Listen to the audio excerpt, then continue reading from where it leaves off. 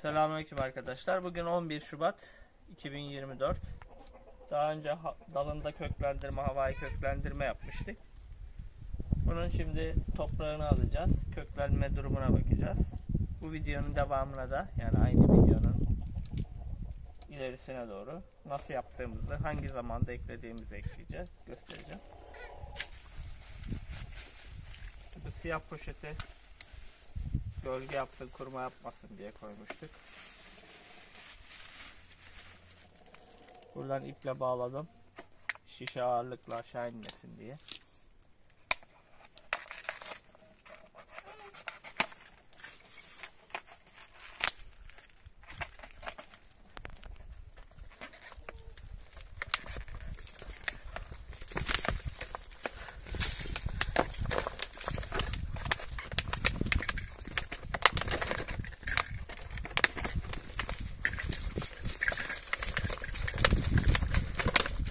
Kökler gözüküyor arkadaşlar.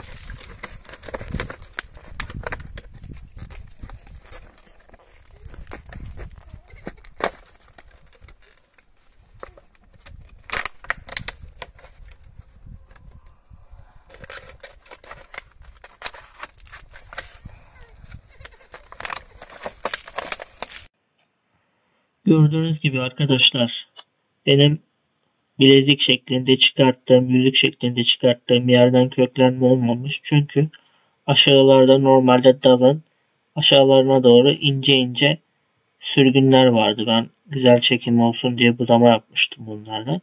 O budama yaptığım kesit yerlerinden yeni kökler atmış. Oralardan kök atınca da yukarıya güç veremediği için üst taraf görüldüğü gibi o benim yüzük çıkarttığım yer kurumuş ve yan taraftan iki yeni sürgün çıkartmış.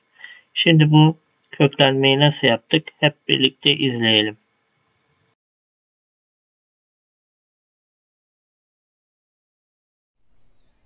Selamünaleyküm arkadaşlar. Bugün şu meyvesi görülen karayemiş, bizdeki adı taflan diye geçen meyveden havai köklendirme yapacağız inşallah. Şimdi nasıl yapıldığını göstereyim. Bu arada Haziran'ın ikisindeyiz şu anda. Tarih olarak bu zamanlarda da yapılabiliyor. Burada gördüğümüz gibi dik sürgünler var. Anacın alt taraflarından çıkan. Bunlara aşı gerekmiyor. Dallarımızı bu şekilde budadık. Şişeden rahat girsin diye.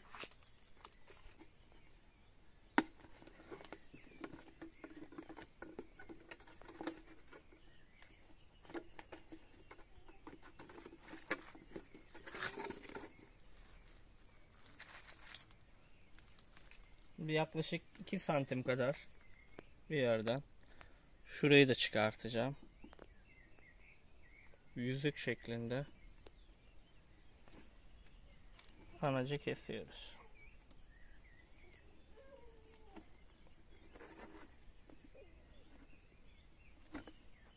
Ve buradan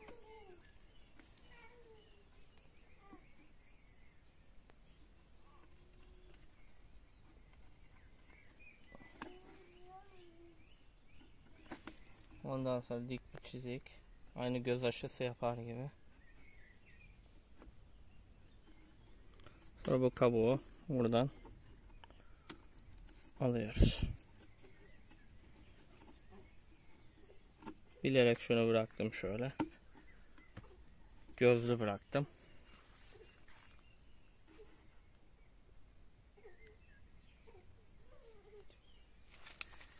Şimdi iki tarafına birer delik yaptım. Buradan da ip geçirdim. Çünkü şişeyi bu şekilde yukarıda tutacak.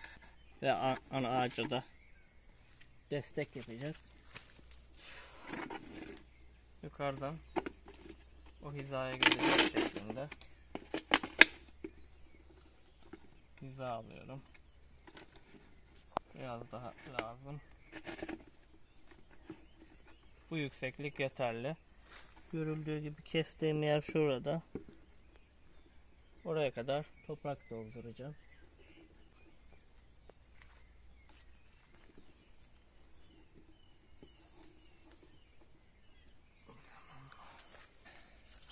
En alta yaprak koyayım ki toprağım dökülmesin.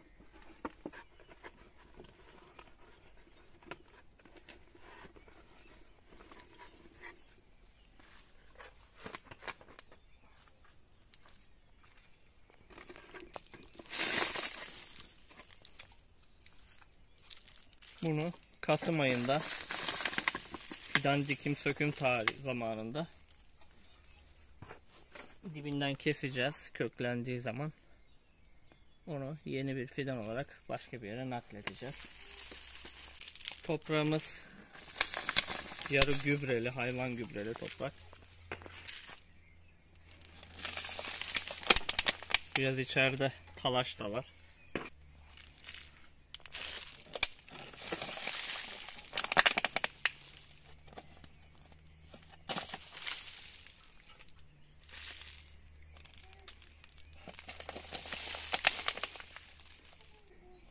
Topraklamasını yaptık. Yukarıya kadar doldurdum. Aşağıda bir tane destek çubuğu koydum yine de. Şuradan çünkü ağırlıktan yırtılarak yukarı çıkıyordu. Bu şekilde yaptım. Bunu Kasım ayında köklenmiş halinde açıp göreceğiz inşallah. Kanalımıza abone olmayı unutmayın. Bize destek verirseniz seviniriz. Allah'a emanet olun.